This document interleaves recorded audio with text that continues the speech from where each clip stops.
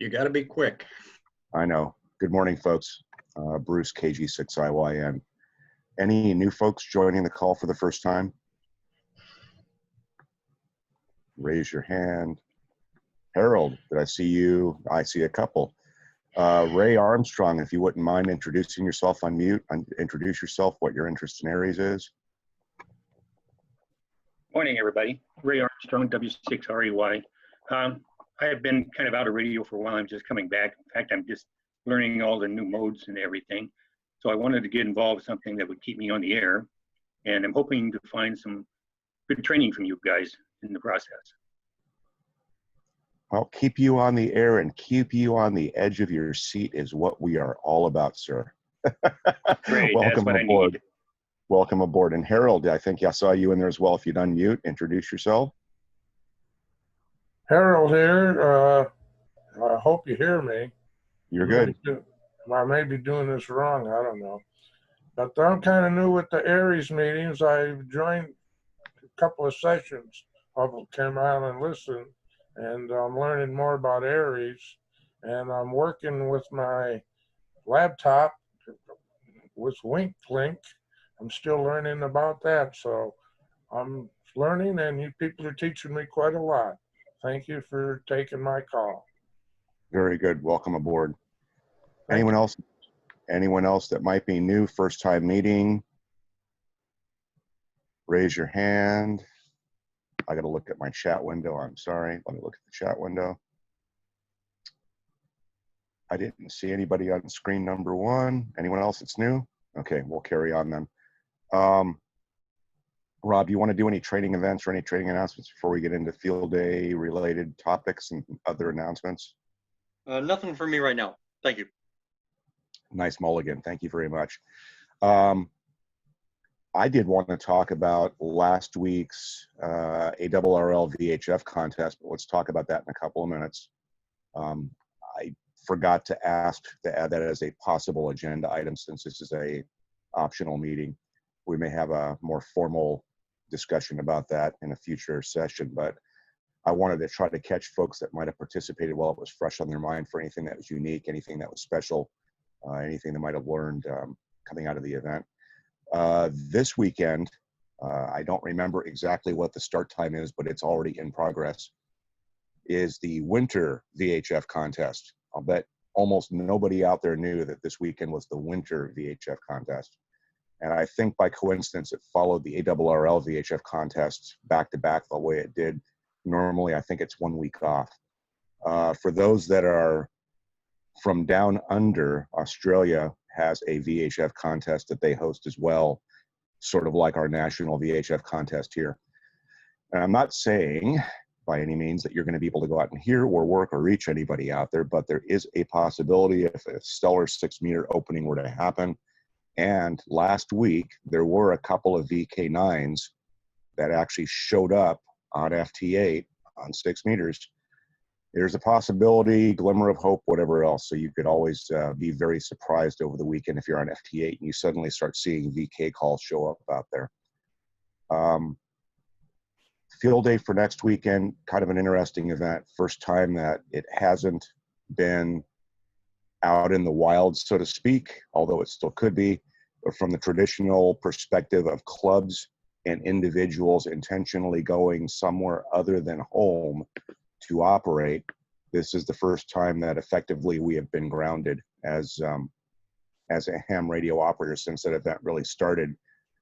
The COVID situation obviously is very real. There's all kinds of information out there from a great variety of media sources and medical sources indicating that, of course, as expected, as testing continues, testing increases, we start opening up things. All of these combining factors are going to cause, you know, a very significant spike in what they're reporting for cases and what they're reporting for folks that test positive. So there's always some concern about that in a large group setting. It's not impossible to go out and do field day as a group with, you know, very stringent precautions, but to be candid, it's probably not very practical. And a lot of the folks that usually attend field day, that are the Elmers, that are the folks that have done it for a number of years, candidly are in that, more ripe age group. I'll be gentle in how I say that. And we don't want to push the envelope any more than anybody else does as far as exposing our members to risk or proposing that they put themselves at risk. So field day this year allows everyone to operate from home. You could also literally be on a picnic table in your backyard, a card table in your backyard, things like that.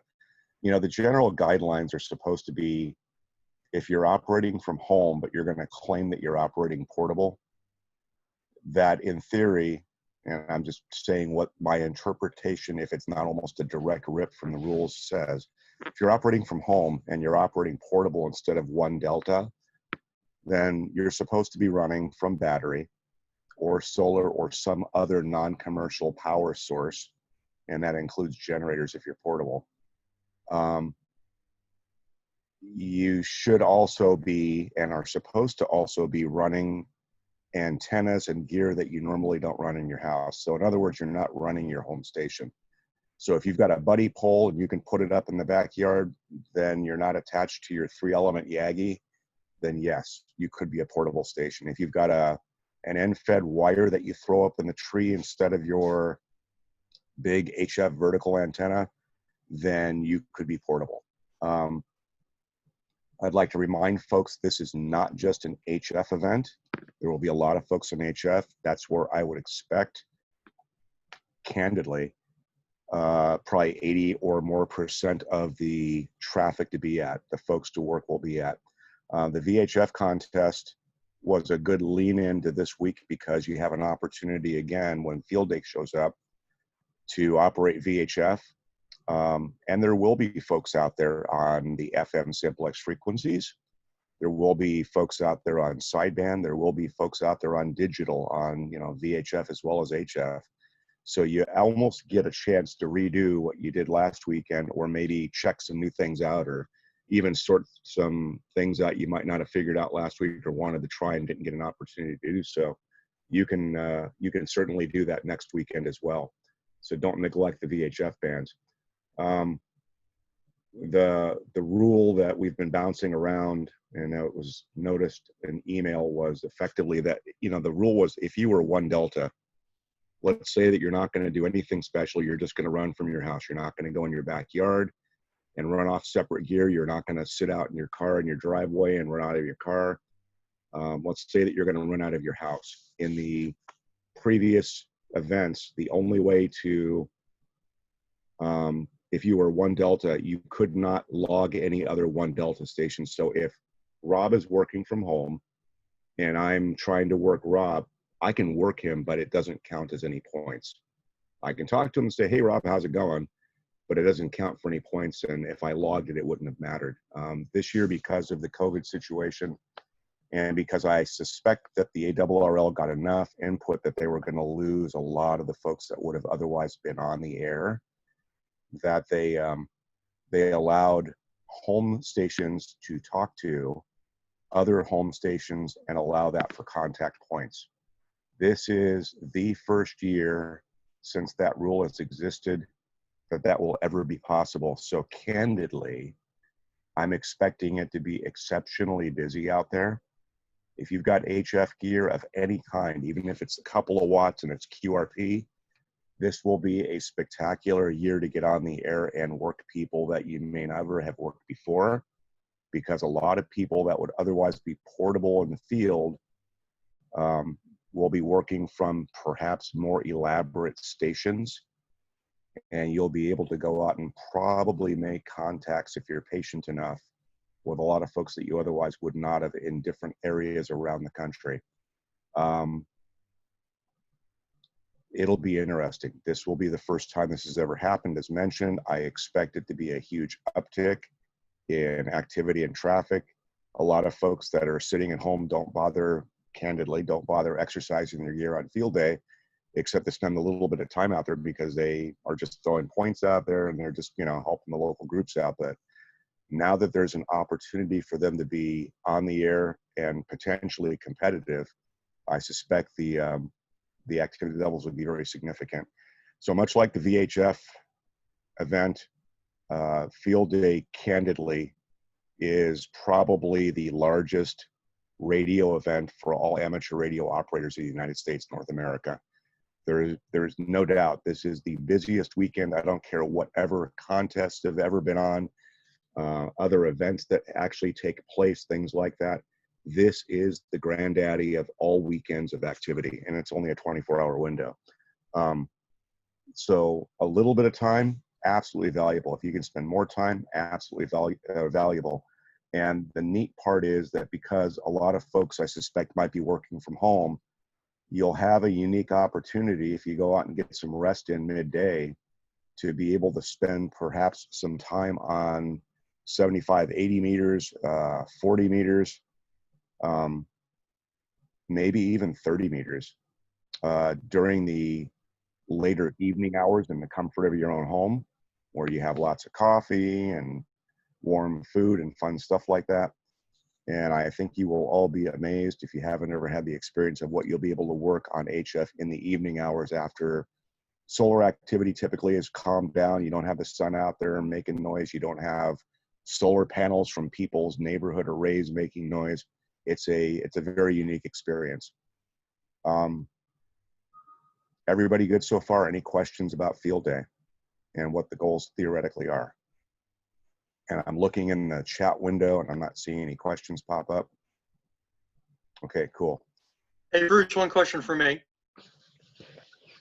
FT8, is there a contest mode? Does that shorten down the exchange? This morning on FT8, I was not getting RR73s from people at the end. I don't know if that was because it was a contest mode or the signal was fading.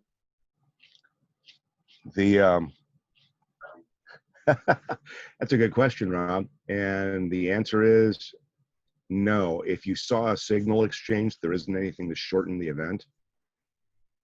And typically when you don't get the last exchange, it's because the signal's dropped out on you.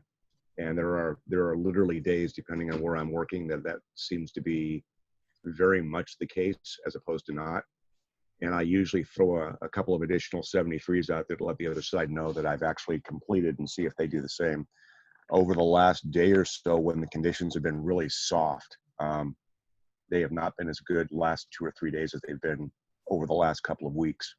And that's because we lost our little tiny itty bitty sunspot activity. The number of folks that I'm getting a 73 from that are 5 minutes and sometimes 10 minutes later is astonishing. It's actually pretty amazing. They're still out there sending me a 73 10 minutes after I've thought that I've completed the contact. I wouldn't be surprised by that.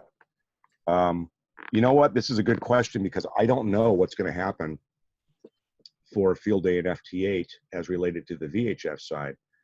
For those that participated last week, I had made a comment about setting your FT8 configuration for North America contest mode for VHF. If you're going to be running FT8 next weekend, I'm fairly sure that you turn that off if you're running on HF. I don't, in fact, I'm thinking this through and the answer in my head came to my brain as my mouth was already working. So here's the deal. On HF, formally, you are supposed to exchange your call sign, your location, your signal report, which is why whenever you're in an HF contest, for those that haven't done this before, you'll almost invariably hear that everyone's 5'9", and you'll just hear that thrown out there automatically. No, very rarely will you hear someone, and usually they're fairly new, when you hear someone say, yeah, you're about 2x3, or you're 4x2, or nobody ever plays that game. If you're running an HF, the answer is, if you're running HF in a contest, the joke has always been everyone is 5'9". So on HF, if you're running FT8, you can't be in North America contest mode. But you know what? On VHF, my understanding is still correct in that the signal report is optional and not required. So unless I find something different out, if you wanted to, you could go out and enable North America VHF contest mode, and that takes out 30 seconds of the exchange on FT8. And that's probably going to be super beneficial if you're trying to just make a contact and go. For those that did run last week, and this is kind of why I wanted to tie it back to the VHF contest, remember that if FT8, especially on 6 meters, starts getting very busy, that you might want to consider looking at FT4 and take a look if you've got a band scope on your radio, if you've got something that indicates that you got activity a little further up and you start seeing blips show up while you're receiving stuff on FT8, good chance that you're seeing stuff on FT4, and I would recommend going to that mode, changing frequencies, and taking a quick look. Bruce, Go ahead, sir. in the if you go to the advanced settings, you can do a special field day setting, and all it does is put in your typical exchange for field day. In other words, 1 Delta San Diego, you can put that in, so that would be the exchange rather than all the other stuff, is what it looks like anyway. Okay. They might, okay, that's good to hear. To be honest with you, I hadn't looked myself since my update, and I was going to make reference to the fact that I know you can pre-populate your section in there intentionally, so you have that as part of the formal exchange rather than your grid square, because that's what they'll be looking for. But I hadn't done that yet, so you beat me to it, and thank you, sir. 2 computers, it helps. And Jay has his hand up. Mr. J. Yeah, I was going to remark something like that, but that's probably covered. So it says ARL field day. I went there, launch thing, and went there. It's a field day exchange. So that would probably be like 1 Delta SDG. If you're running from home, yes, and your section is SDG. Okay. If you're running on VHF and you're running on voice, you will, and this is possible. I mean, 6 meters candidly sounds like it might be good through next week as well. The conditions have been, to be sure, on the West Coast. If you were in the Midwest, you were working Europe a good chunk of last week. If you were on the East Coast, you were working Europe almost the entire week. It was completely crazy right before the VHF contest was occurring. If you're running on voice and you're running on VHF and you're running on 6 meters in particular, but any other bands as well, you may find that folks are expecting you to drop your grid square in part of the conversation, so you can say, this is KG6IYN. We are 1 Delta Sierra Delta Golf, which is San Diego phonetically. And you might also say Delta Mike 1-2. Because some of the folks out there that might be logging this might need your grid square, or you might need their grid square. And the section alone won't be enough for a contact point if you're collecting grid squares and you're working on awards for that, or even informal awards for that. So be prepared on the VHF side, especially on 6 meters, and not only give Sierra Delta Golf as the exchange, but because Sierra Delta Golf doesn't count for VHF contact points formally, except for field day, also be prepared to say Delta Mike 1-2. So that would be the only advice I would give folks out there. You know, you don't need to do that on HF, doesn't apply. But on VHF, 6 meters and up, 1 Delta Sierra Delta Golf and Delta Mike 1-2 would be an appropriate exchange for location. If the other station doesn't know what to do with Delta Mike 1-2, then you don't worry about it. Everyone good?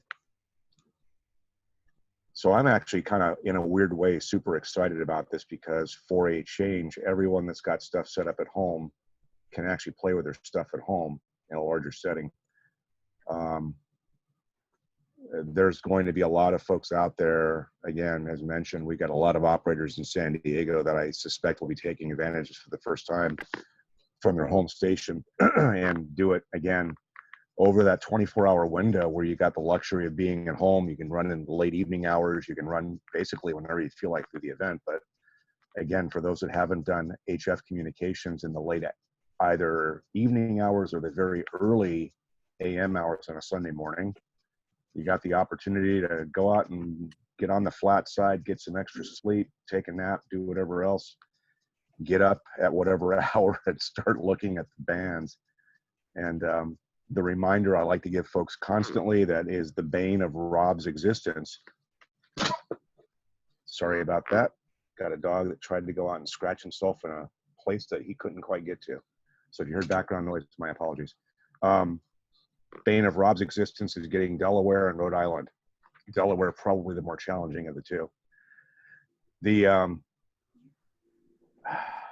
I don't want to put this out there, Dave, and catch you off guard, but maybe I'll catch Dave off guard. Dave, are you ready to be caught off guard? Go ahead. So we were talking about potential fabulous awards for one of our ARES promoted events that we have. And I'm thinking that even if you may not be in possession of one of those fabulous awards that we talked about, if we could kind of earmark one of those, and I'm doing this out loud so the group can participate in my thoughts for fun for next week. There is a club competition option, if you will. ARES is not a club, ARES is an organization, right? But you can still contribute your points that you've made from your station toward ARES. And what I was going to say is, I know a lot of folks out there probably will be, as club members for other clubs, probably throw in their points at their clubs, which is okay. You don't have to throw it at ARES. But let's informally do this. Informally do this. Well, gotta work on that. Sorry, I'm looking at my dog who's showing me his ear that's not in good shape. Too much animal information this early in the morning. Hey, Bruce, How in the about- meantime, there is one hand up. Mike AJ6GK has his hand up. Let's Yeah, Bruce- do that. Now that Bruce, I'm I not. got one question about what we should be calling, if we're running on just totally batteries, but at home, are we using something like E1 instead of D1? If you're running on batteries and if you're running on batteries, but everything else is at home, are you charging the batteries from home, or are they just going to be charged for the event? They'll be charged for the event or by using solar panels. You can claim the emergency power credit, but you're still 1 Delta. Oh, okay. All right. So So- I just say 1 Delta and just be done with it. Yep, Okay. you're done. It's just when you fill out the form, you can say that you were, at least for part of the event, operating from an alternate energy source, and that's where that would come in. So you get bonus points for doing that. What I don't remember is if you're running from home, whether you get bonus points for running at home. That's where I think the wrinkle is. Okay, thanks. I can take a look. Okay, so where I was going before my dog distracted me. Sorry about that, folks. It's first thing in the morning for him. He's just getting up for the second time. How about for those that are not going to be, yes, dogs are my friend too. For those that are not going to be putting their points toward a different club or organization, if you're contributing your score to ARES to become a collective score, for those that have done so,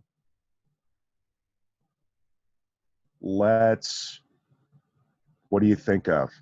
This is a what do you think of?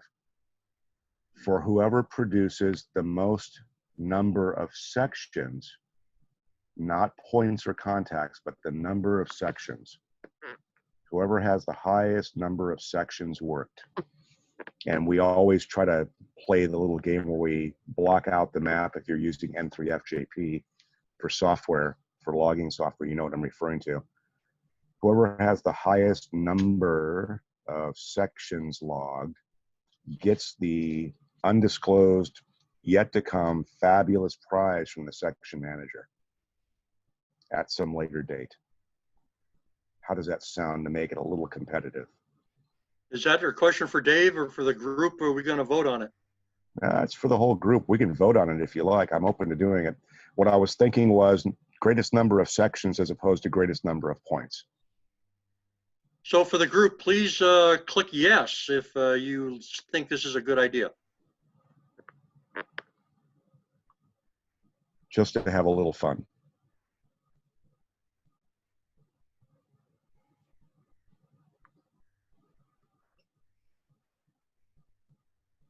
So 10 people have voted yes so far, and everyone else is trying to find the button.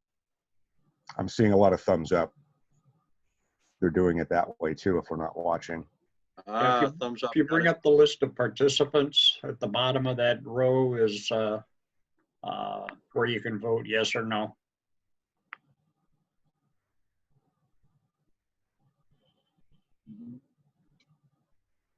It's 15 and climbing.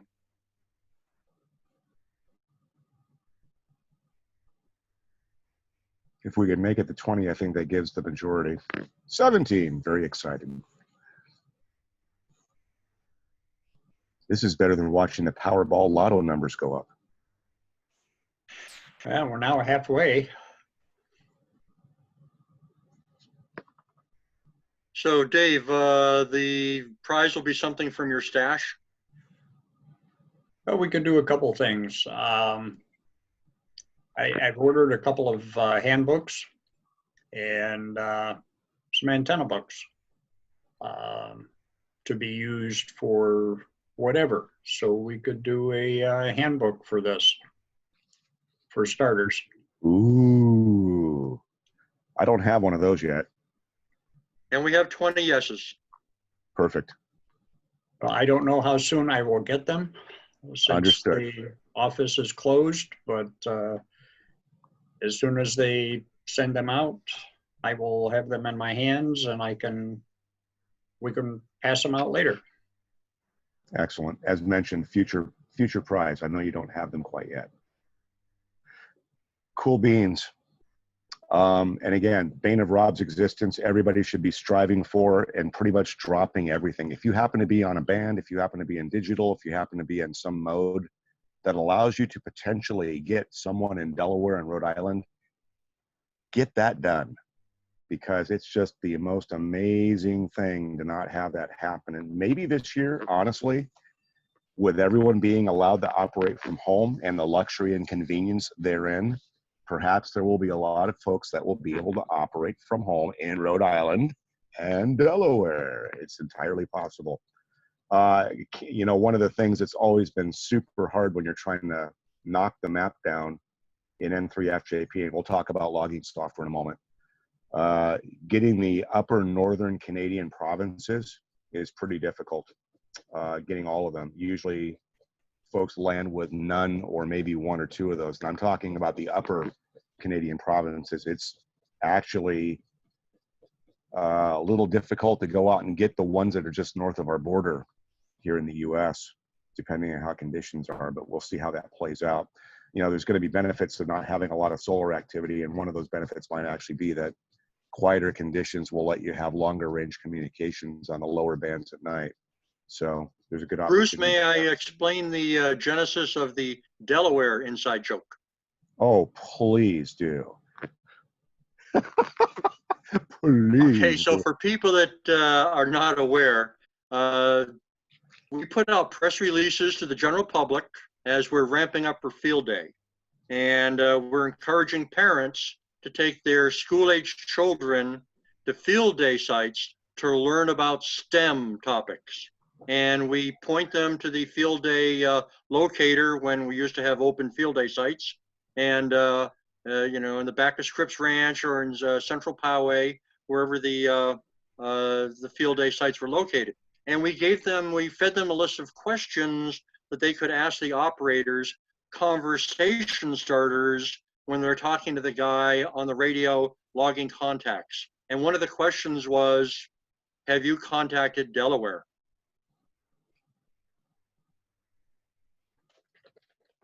Backstory to that, have you contacted Delaware? The backstory to that backstory was that we went through several field days where we literally, as a ARES organization, wiped out the entire US on the map. We got every section, every one of the little niche California sections that are out there. We literally got everything that was on the map that we needed to from North America, with one exception. Take a guess what that was. Yeah, I have no idea. Yeah, that itty bitty little thing that said Dell on it.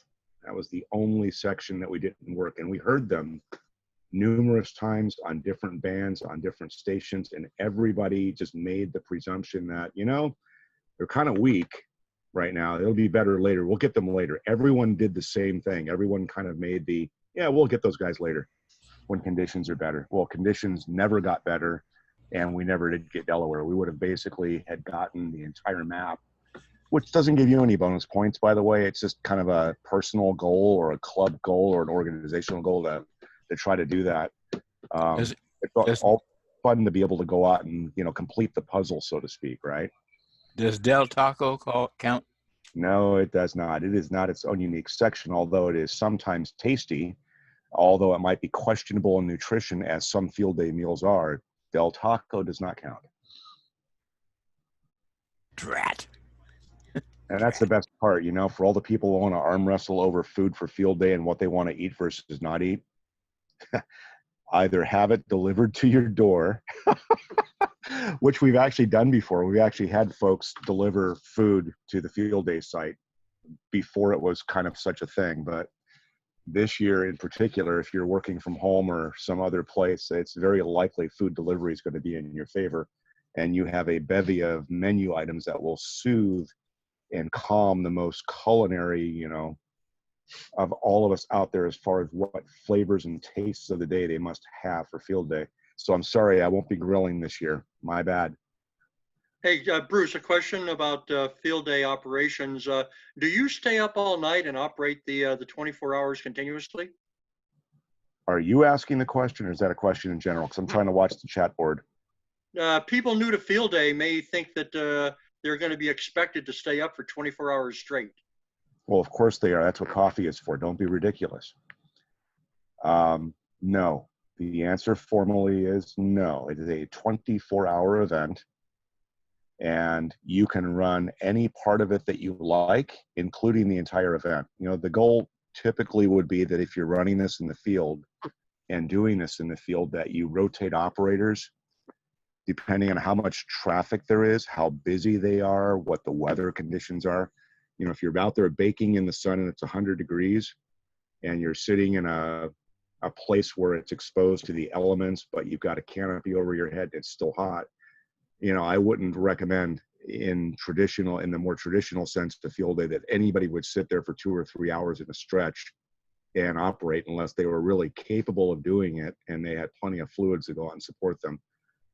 Generally speaking, most clubs, most organizations running field day, and a lot of people out there already know this, so I apologize if I'm being redundant for those that have already been there, done that. But a lot of folks will go out and set up a schedule, effectively 2, 3, 4 hours at a time on a certain radio or a certain band or working a certain station that they have set up, and then put fresh operators in so somebody can go out and take a break, stretch their legs, take care of biological needs, get some food, do whatever else they want to go out and do. And usually, if you're doing it from a strategy perspective, the strategy would be that you've got operators that are trying to go out and take advantage of dinner and maybe take a nap or relax or go to sleep and then come back on board perhaps 1 or 2 o'clock in the morning. And the significance in that for us on the West Coast, and this is a advantage that we kind of have that the folks on the East Coast don't have because of the 3-hour offset. 3 o'clock in the morning for us is 6 a.m. for them. You know, 2 o'clock in the morning is 5 a.m. for them, right? So because propagation on the HF bands does change as the sun is coming up and going over North America, you have an opportunity to work folks on the East Coast in those early morning hours that you normally wouldn't have on the 75, 80 meter bands, perhaps 40 meter bands, things like that. So that's definitely something you want to be thinking about. If you're trying to work the Eastern Seaboard, it's much easier to go out and do that traditionally during those wee hours of the morning. So if you're running as a single operator, you're running from home, you are working out of the luxury of your own building, place, etc., then maybe forego some of the stuff that happens at nighttime and take a nap, take a earlier evening, get to bed, set the alarm for midnight, 1 o'clock in the morning, and then get up and try to run the next 10 or so hours of the event. There's going to be breaks that are going to happen in here. And this is normally what would happen. And with the rule change that happened where people are going to be running from home rather than in the field, this is going to change one of the other dynamics as well. From a planning perspective, again, because we've got either a 2 or 3 hour offset to the other time zones in the US, the other clubs that are out there, either taking lunch breaks or dinner breaks, right? You could kind of plan around that, figure out when they were going to be doing things like that, and you could go out and plan your operating activities and also kind of know when they were going to be off the air, because you could figure in most cases, a lot of the clubs literally it's to stop operating. They don't even leave anybody running. They'll just pack it up and start feeding people food, and it becomes a social event, and that's all good. That's what it's supposed to be about. But you'll hear that, you know, during certain hours of the day, people just drop out, and that's because they are chowing their people, they are feeding their people, they are, you know, it's lunchtime, it's break time, it's whatever else. With it being the way it is, there might be some of that similar to it. People might be taking lunch or afternoon snacks or even dinner in some window, but I don't know how that's going to play out since it's going to be individuals as opposed to large groups. No way of telling how that's going to play out, but be aware of that as well. Any other questions? Thinking we can probably wrap it up here pretty quickly. I'm just trying to make sure we've got any folks that might be doing this for the first time, or any folks that might be doing this from home for the first time, get their questions answered. And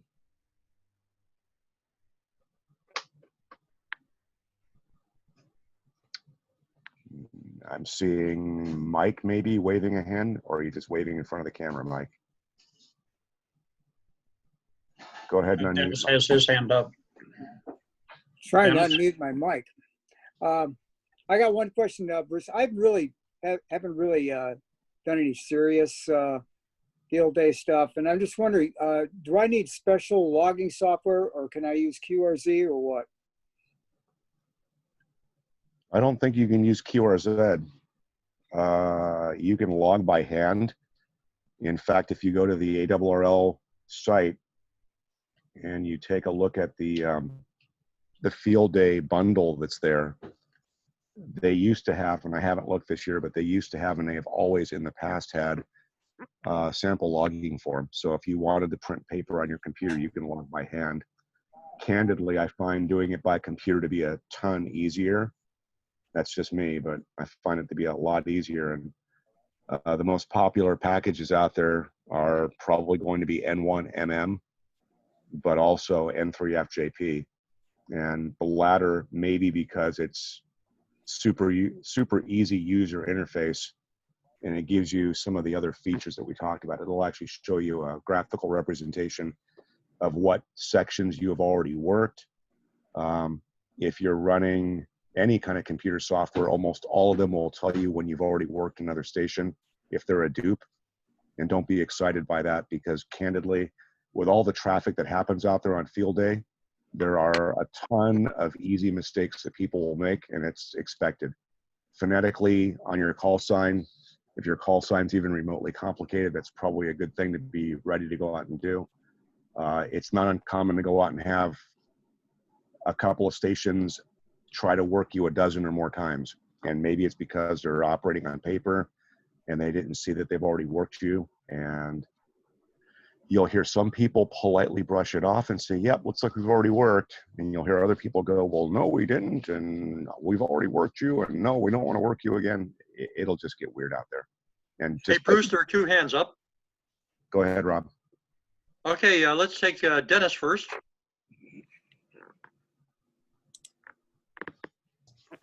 Okay, thank you, Rob and Bruce.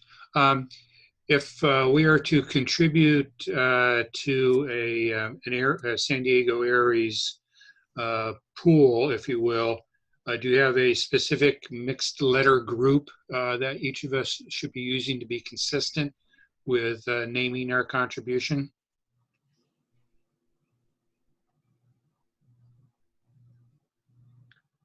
Does that make sense? It did, but I'm not sure that it does. And I haven't seen this yet. I don't know that it's actually posted. If you haven't done field day submissions in the last couple of years, it's done now by a web form on the internet. And the one for this year will be unique in that it will allow you to apply your 1 Delta score, if that's what you're running, to a club or an organization. My guess would be that there's going to be a spot on there for your club name. That's what I'm And getting at. Yeah. yeah, and it should be SDG ARES, Sierra Delta Golf, ARES. 2 words. No, it should be one. Okay. It should Thank be you. one. And where that'll get confusing is, you're right. If somebody puts a hyphen in there or a space, they might think, and they probably will think from the form submission perspective, that it's a different group. So And Bruce, we'll follow up with email on that to let yeah, everybody know. that was a good catch, Dennis. Thank you for thinking of that. Rob, you said you had 2. That was Dennis. He was The other one. hand up is Jay. Go ahead, Jay. Okay, so I have got the Mac Logger software and wondered if anybody knows how to make it produce a map with grid squares or coverage, or where I, reference material on that. So there's probably like, 2 of us using it, and I'm looking at the other one. He's nodding and saying, yeah, I don't know, dude. So. You know All right. what? My we've got a lot more folks in the group than are on the group, and even though they may not be very engaged in ARES, depending on where they're operating from or where they're operating at, might be something to throw out an email, Jay. Ask the larger group. Okay. Very good. I will. Thank you. I know there's a handful of really diehard contesters out there, and believe it or not, hard to believe, I know, but believe it or not, some of them actually use Macs, as I understand it. So Yeah, it's an affliction, but we just have to live with it. it's a self-infliction. That's what I used to call it when I had mine. I still have one, so don't, I'm in the same group. It's just not the daily drive. Well, if it's different if you use it to play catch with your dog. Oh. Any other folks with questions? Yeah, Dennis has his hand up again. Fire away, Dennis? Dennis. No, I don't. I do not have any more questions. Okay. I just looked at the web applet for entering your field day data, and it has call sign used, which would be your call sign, the location, which would be SDG, and the club or group name as the 3rd item there. So you can put that in there. That is what it looks like anyway. Very good.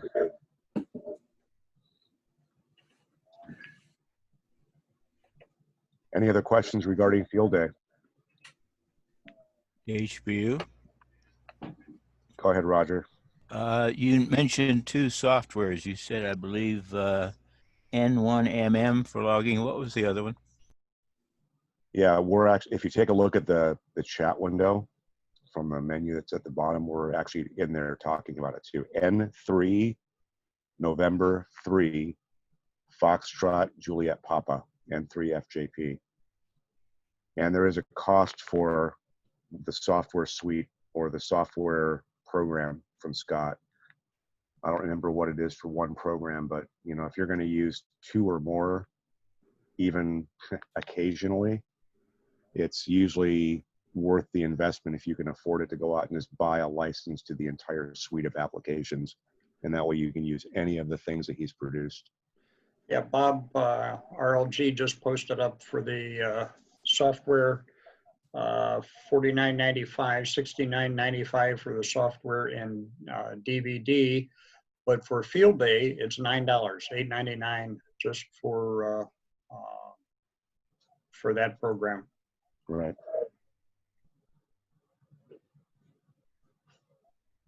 And I gotta be, I'll be a promotional spokesperson for N3 FJP. There's a lot of different software packages out there, and a lot of people use different software applications on their computer, and a lot of them do provide some sort of logging, if not very well integrated logging with a lot of different things. But if you're working on a standalone computer and you're not networking a whole bunch of stuff and you just want to keep different logs or be able to participate in events and actually have the right log format or type available, N3FJP and the suite is it's a good investment.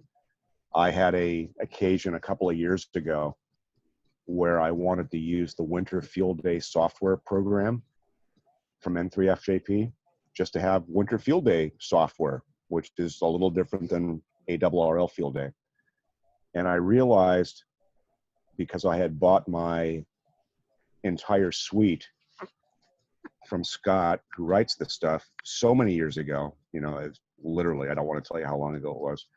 I had bought the entire suite ages ago, and I realized I didn't have a license key for Winter Field Day. There were actually a few other ones that he'd produced since then as well, but all I wanted was Winter Field Day. So I sent him a quick email and I said, hey, I'm not seeing any breakdown for individual software apps, and I've got my master key for all the other suites, but I don't have one for Winter Field Day. I said, what's the cost to go out and do that? And what Scott did, literally within like an hour of my sending the email, he sent me an updated license key map that covered every single software app that he had put out since the time that I bought it, and said, here you go.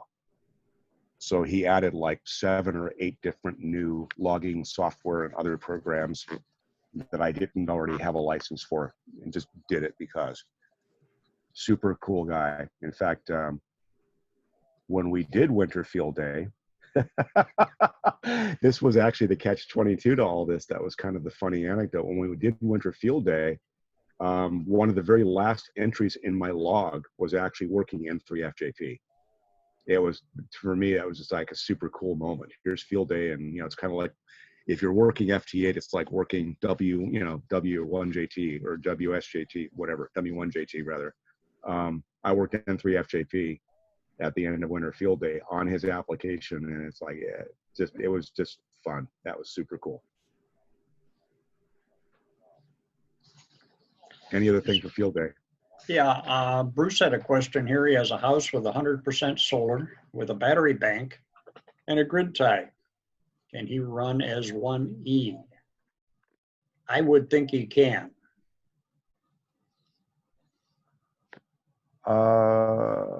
Maybe you have to pop the main. Yeah, I mean, that Jay, becomes. Jay, what are you gonna run? I don't know. I don't have the batteries installed yet, so I'm not going to get to have to answer that question. But my inclination would be that if you're, I don't think you can be on, if you're tied to the grid, it's commercial power. So if I went out and I hit the 200 amp main and when everything was on the protected load panel, then I'd be on batteries for sure. Okay, so the other consideration though, aside from where the bonus points are or are not, stand by a second. I'm sorry. Give me a moment to slide the door open to let the K9 out. Let's go. I'll be right back.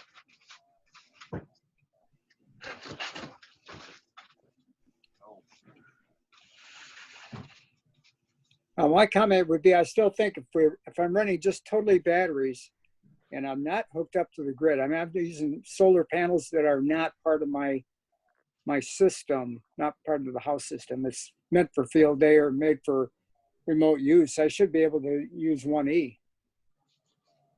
I'm going to tell you folks that you can read the instructions in all the elaborate glory that they are on the ARRL website, or print them out and peruse them and decide on what you want to do to whatever end that you'd like to do. But the club score contribution piece is still going to be relevant. So if you're operating anything other than 1 delta, then if you're trying to contribute your score as a member of ARES to the ARES organization, that's not supposed to work, is my understanding. And maybe Dave's got a different interpretation, but if you're running 1 Charlie because you're sitting in your driveway running out of your car, I don't believe that you can get to, I don't believe that they're going to allow you to contribute your score to a club or to an organization if that's what your intention was supposed to have been. So if it's anything other than 1 delta, I don't believe that you're going to be allowed to do that. That's my understanding. I'm not sure. I'll have to go back and read the rules again. We'll try and get an email out on that. Okay. Yeah, I don't remember seeing any restrictions like that in the rules. I thought it was only for 1 Delta stations, because otherwise,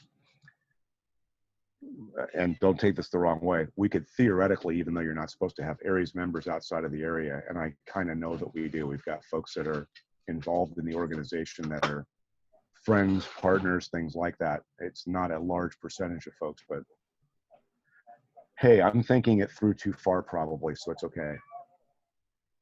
I'll let Dave go out and take a look, ask a couple of questions, but yeah, it was only 1 Delta to my understanding, where you could go out and add that this year as a contribution to a club event or club effort. Anything else for field day? And if the answer is no, I will ask if anyone worked the event last week that had anything notable that they learned or that they experienced from the VHF event, or things that they would like to work on based upon something that occurred during the weekend. Well, I found it already, so we don't have to do an email. I'm listening. It says ordinarily club names are only published in the results of Class A or Class F. However, with the temporary rule waiver, participants from any class may optionally include a single club name with their participation. Okay, So good doesn't deal. matter what you are. And the ruling on power, the way I read it, it said as long as you're not operating from the mains. If you're operating from the battery power, so if you're operating at night, you probably, I don't know. But during the day when solar's up, I would say you're running 1E. Well, I think probably rather than think that you're flipping categories like that, it might be easier to do, I don't know. They made it weird by making that accommodation. If you're 1 Delta, if I remember how this used to be, because I never run 1 Delta, but I think the rule was effectively if you run from home, you're claiming 1 Delta, then you don't get to use the emergency power as an optional credit. I think that's the way it played out. And now if you're 1 Delta and you want to use and claim emergency power, I don't know whether that's going to conflict or not. Well, again, going back to the web applet, it has a check marks for power source, generator, commercial mains, battery, solar, or other. So my suggestion would be click the spot and let them tell you what it is. Let them figure it out? Yep. Okay. Because I know that in the past, if you tried to submit that online, it would throw an error and say, nope, you can't do that because, all right. So be it. Fun times. One more question about assigning credits to ARES. I assume that's a very specific lettering as far as what are we using, SDG ARES, or are we using something else? I heard that was a problem with some of the other clubs where the club may be the blah, blah, blah club, and if somebody used just blah, blah, blah and didn't put the die in, it didn't work, it didn't credit. Yeah, that was the same. That was what Dennis had referred to earlier. Okay. So what do we use? In the chat window, Rob and I both just put the same thing in there. SDG ARES, all one word, no hyphens. All caps, right? Sure. I think they'd be able to work their way through that part of it, but maybe not. You never know. You never know. With database software, you just don't know. It seems to me, without trying to game the system, if SDG&E power goes down and you're still on the air, you're on emergency power. I would agree. And there's a lot of sophisticated systems out there where they're grid tie. I don't know. I don't know if grid tie can have a battery pack in the garage, but anyway, I think the dividing line would be that. But again, not trying to game the system. That's just a comment. Yes, grid tie can have batteries.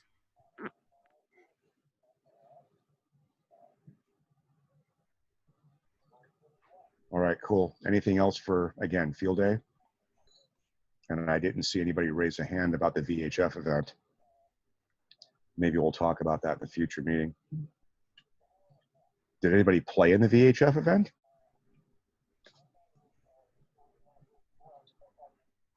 Yes.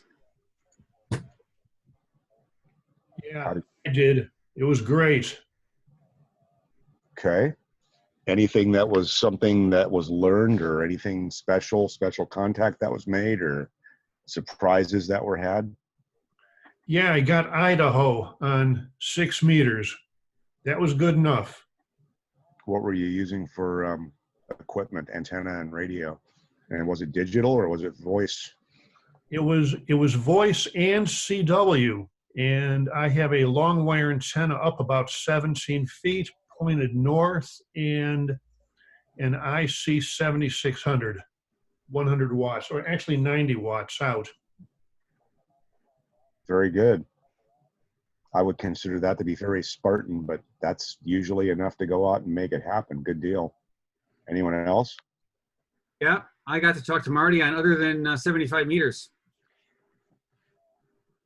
You got to talk to Marty on something other than 75 meters. Ah, okay, that Marty. What band were you on, Jay? I think it was 2 and 440. We might have hit 6 as well. I have to look at my log. Good deal. Let me just, for giggles, let me do that. Yeah, and that's depending on where you're at location-wise. He's referring to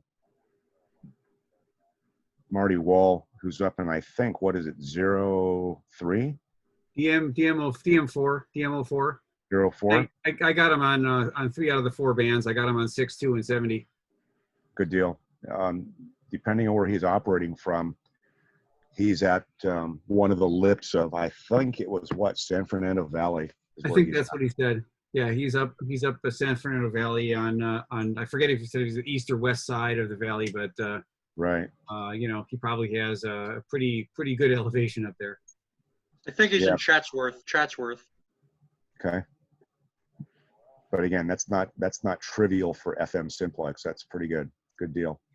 Anyone else? I was expecting Rob to come back and say he worked Delaware. Maybe not. Okay. We're just beyond the top of the hour. We're almost at, you know, the 60-minute mark from where we started. I don't have any additional traffic. Any closing thoughts before we wrap it up? Comments, questions? Bruce, quick question for the prize of most sections and all that. Who's going to collect those scores?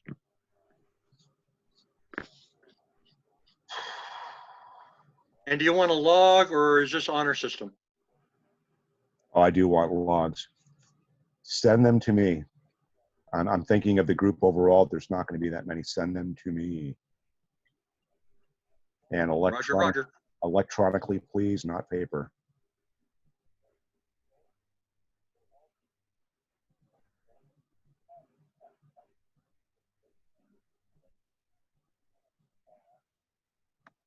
And any specific format you want them in?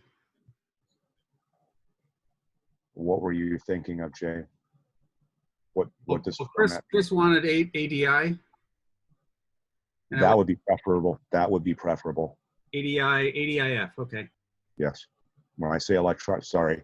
When I'm saying electronic, I'm presuming that folks know what that means. That's a good clarification. Thank you for So doing not that. Cabrillo, you want it ADIF. Please. Yeah, because the league wants Cabrillo format. Yeah, I know.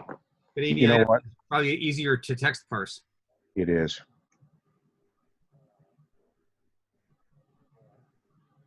And if you're running any of the software packages that are out there, they will output to any of those formats, so it shouldn't be a problem.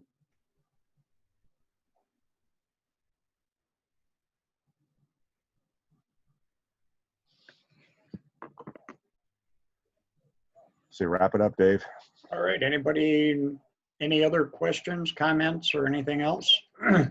If not, we'll go ahead and close the meeting and look forward to talking to everybody on next weekend. The Go Delaware. yes, the VHF winter VHF contest, by the way, started 8 minutes ago. So There you go. if you're interested in participating in that one as well. If you hear Aussie accents on VHF, don't be surprised. You're gonna be thinking, "What's a VK? I don't recognize that call sign." That'll be fun. All right, thanks everyone. Have a great Saturday. Thanks, and we'll get this video posted as soon as it gets recorded and edited. Rob will post it. So again, thanks everybody for being there, and good luck on field day. Dave, before you go, Yes. that business I asked about getting co-hosts, I needed a flag set, so I found the switch. So now it works. Thank you for your help. All right, no problem. Good. Glad I could help. Yeah, just needed one little flip there. Yeah, that's all it takes.